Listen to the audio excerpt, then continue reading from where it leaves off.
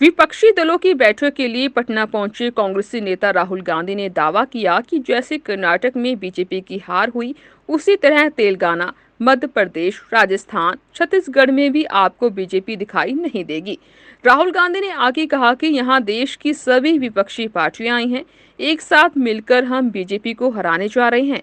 अगले साल होने वाले लोकसभा चुनाव से पहले पहली बार आधिकारिक रूप से विपक्षी दल बैठक कर रहे हैं।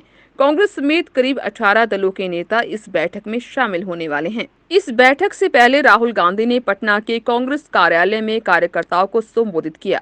सदाकत आश्रम में पार्टी का कार्यालय है। यहीं पर राहुल ने विचारधारा की लड़ाई का जिक्र करते हुए अपने भाषण में कहा कि आप जानते हो कि हिंदुस्तान में विचारधारा की लड़ाई चल रही है।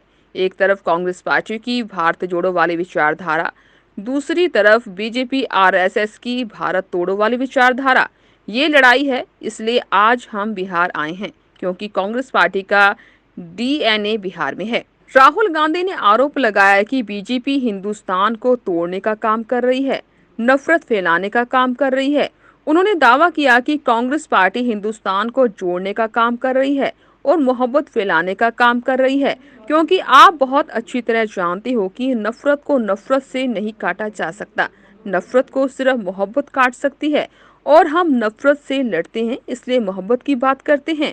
अगर बिहार जीत गई, बीजेपी हिंदुस्तान को तोड़ने का काम कर रही है, नफरत फैलाने का काम कर रही है, हिंसा फैलाने का काम कर रही है, और कांग्रेस पार्टी जोड़ने का काम कर रही है और मोहब्बत फैलाने का काम कर रही है। क्योंकि आप जानते हो, आप बहुत अच्छी तरह जानते हो कि नफरत को नफरत से नहीं काटा जा सकता है। नफरत को सिर्फ मोहब्बत काट सकती है और हम नफरत से लड़ते हैं, इसलिए हम मोहब्बत की बात करते हैं। यहां पे देश के सब ऑपोजिशन की पार्टियां आई हैं, एक साथ मिलकर हम बीजेपी को हराने जा रहे हैं। आपने देखा होगा, कर्नाटक में बीजेपी के नेताओं ने बहुत लंबे भाषण किए, हर कोने में घूम लिए, और नतीजा आपको दिख गया कर्नाटक में क्या हुआ। देखा आपने?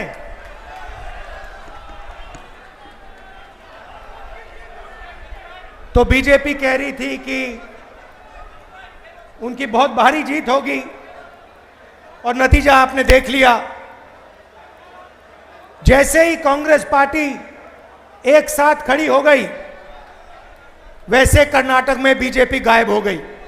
और मैं आपको इस स्टेज से कह रहा हूं, इस स्टेज से कह रहा हूं, तेलंगाना में, मध्य प्रदेश में, छत्तीसगढ़ में, राजस्थान में आपको बीजेपी नहीं दिखाई देगी, कांग्रेस पार्टी जीत के दिखाएगी। क्यों? क्योंकि हम गरीबों के साथ खड़े हैं। पूरा देश समझ गया है कि नरेंद्र मोदी जी, बीजेपी का मतलब सिर्फ 2-3 लोगों को फायदा पहुंचाना, देश का पूरा धन उनके हवाले करना। कांग्रेस का मतलब गरीबों के साथ खड़ा होना, गरीबों के साथ मिलना, गले लगना और गरीबों के लिए काम करना। इसी मंच से कांग्रेसी अध्यक्ष मल्लिकार्जुन खड़गे ने भी कार्यकर्ताओं को संबोधित किया।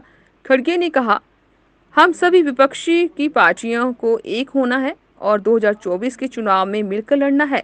इसी के तरह राहुल गांधी जी ने अपना पहला कदम उठाया है।